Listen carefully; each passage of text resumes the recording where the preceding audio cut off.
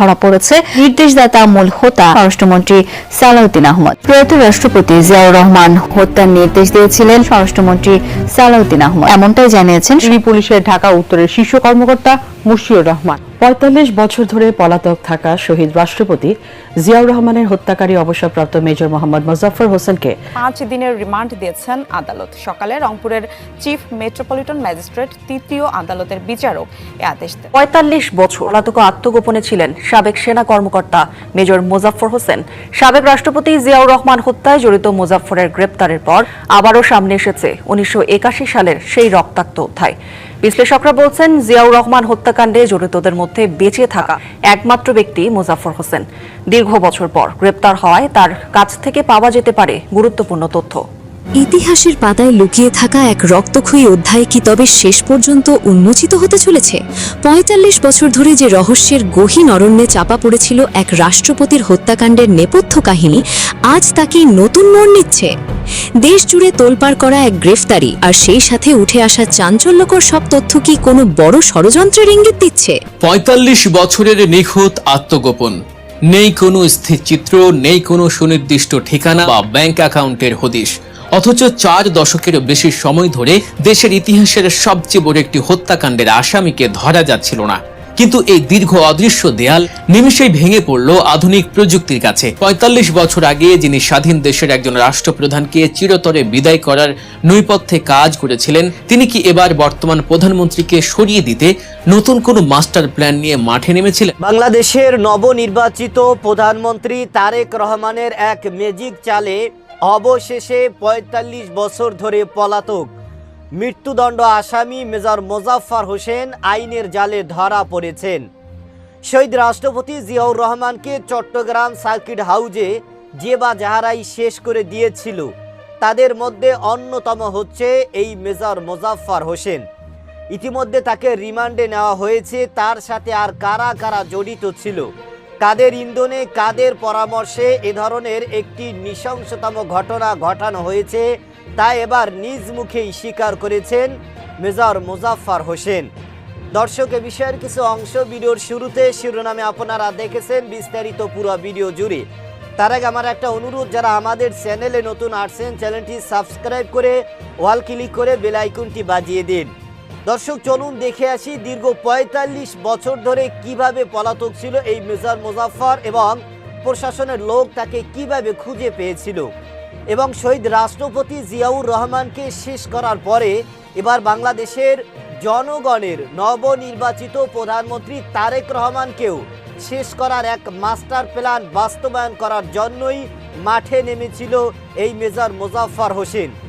এ বিষয়ে চাঞ্চল্যকর এবং রহস্যময় কিছু তথ্য বেরিয়ে আসছে, যা শুনলে রীতিমতো আপনিও চমকে যাবেন। ভিডিওটা অত্যন্ত গুরুত্বপূর্ণ, তাই ধৈর্য ধরে একটি লাইক এবং পুরো ভিডিওটা শেষ পর্যন্ত দেখতে থাকুন। আন্তর্জাতিক অপরাধ ট্রাইব্যুনালের একটি মামলায় গত মার্চ মাসে গ্রেফতার হন সামরিক গোয়েন্দা সংস্থা ডিজিএফআই এর সাবেক প্রধান মাসুদ উদ্দিন চৌধুরী।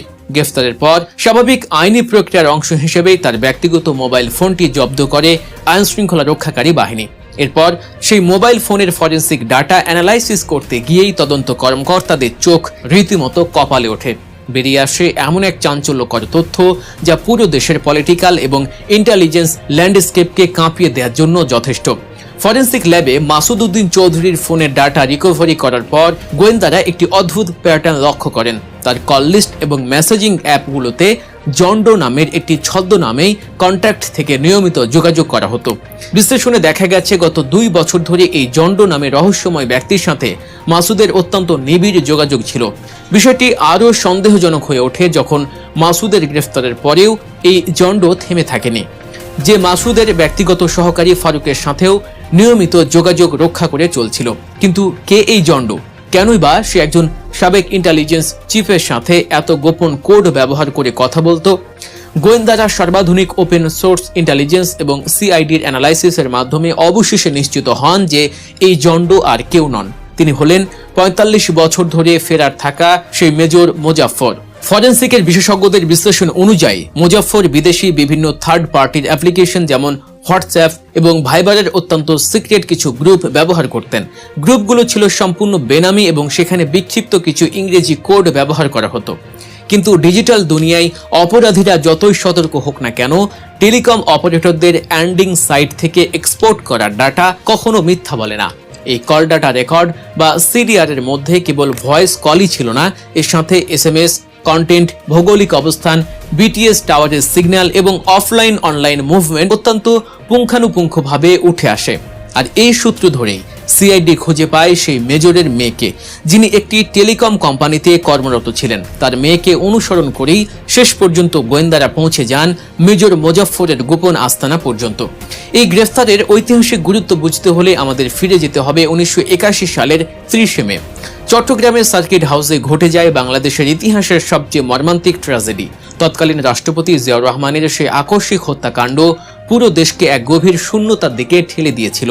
সেই কালো রাতে সার্কিট হাউসের রাষ্ট্রপতির খুব কাছেই অবস্থান করছিলেন এই মেজর মোজাফফর। তিনি ওই হত্যা মামলার 6 নম্বর আসামি ছিলেন। কিন্তু পরবর্তীতে সামরিক আদালতে বিচার প্রক্রিয়া শুরু হওয়ার ঠিক আগেই অত্যন্ত সুকৌশলে তিনি গায়েব হয়ে যান। দীর্ঘ 45 বছর পর সেই পলাতক মোজাফফর আজ ঠিকই সেনা হেফাজতে বন্দী। তবে গোয়েন্দাদের অবাক করেছে মোজাফফরের সাইবার আচরণের অদ্ভুত পরিবর্তন।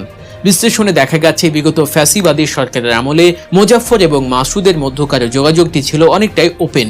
তারা এতটাই ওভার কনফিডেন্ট ছিলেন যে কেবল অনলাইন অ্যাপেই নয়, জেনারেল লাইন টেলিফোনেও তারা নিয়মিত কথা বলতেন।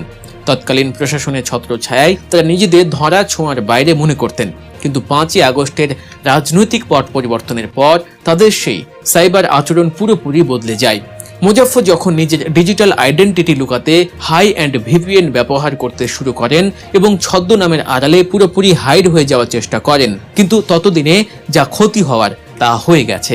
আগের সেই 2 বছরের ওপেন সিডিআর ডাটাই মূলত গোয়েন্দাদের হাতে তার আসল লোকেশন তুলে দেয়। এখন সবচেয়ে বড় প্রশ্ন হলো, বাবার পর এবার কি বর্তমান প্রধানমন্ত্রী তারেক রহমানকেই দুনিয়া থেকে শেষ করতে দেশে এসেছিলেন খুনি মোজাফফর? 2026 সালের নির্বাচনের পর দেশের রাজনৈতিক মানচিত্র সম্পূর্ণ পাল্টে যায়। প্রধানমন্ত্রী হিসেবে তারেক রহমানের স্বদেশ প্রত্যাবর্তন এক নতুন যুগের সূচনা করে।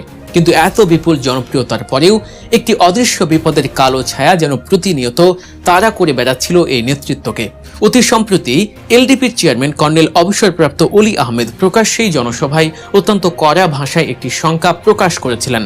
তিনি স্পষ্টভাবে জানিয়েছিলেন, যে কোনো মুহূর্তে বর্তমান প্রধানমন্ত্রীকে চিরতরে সরিয়ে দেওয়ার একটি গভীর ষড়যন্ত্র চলছে। ক্ষমতার স্বার্থে তিনি প্রধানমন্ত্রীকে ঢাকার বাইরে রাত্রি যাপন করতেও কঠোরভাবে নিষেধ করেছিলেন।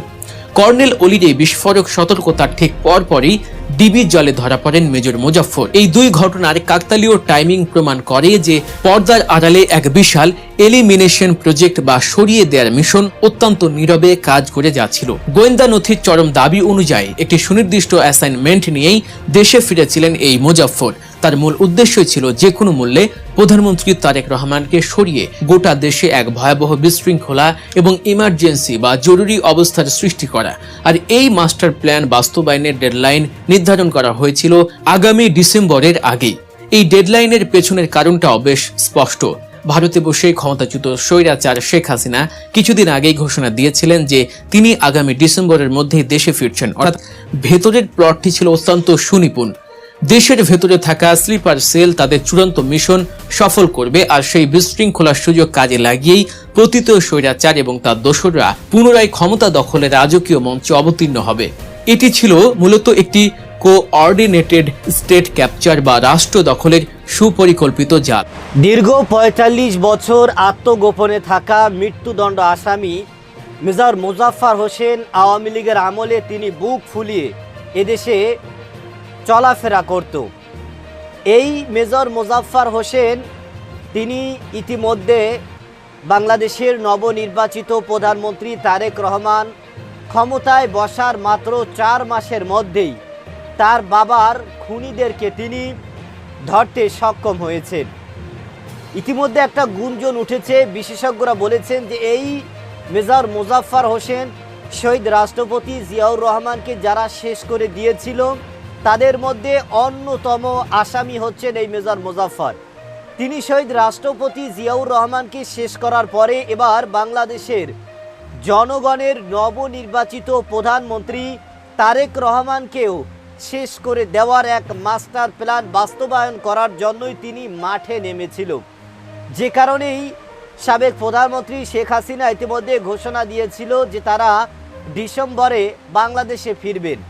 হয়তো তাদের একটা পূর্ব পরিকল্পনা ছিল যে এই মেজর মোজাফফরের মতো আরও যারা এখনও ধরাছোঁয়ার বাইরে রয়েছে তারা বিভিন্ন ষড়যন্ত্রের মাধ্যমে তারেক রহমানকে শেষ করে দিয়ে এরপরে এই সুযোগে আওয়ামীরা আবারও দেশে ফিরে আসবেন।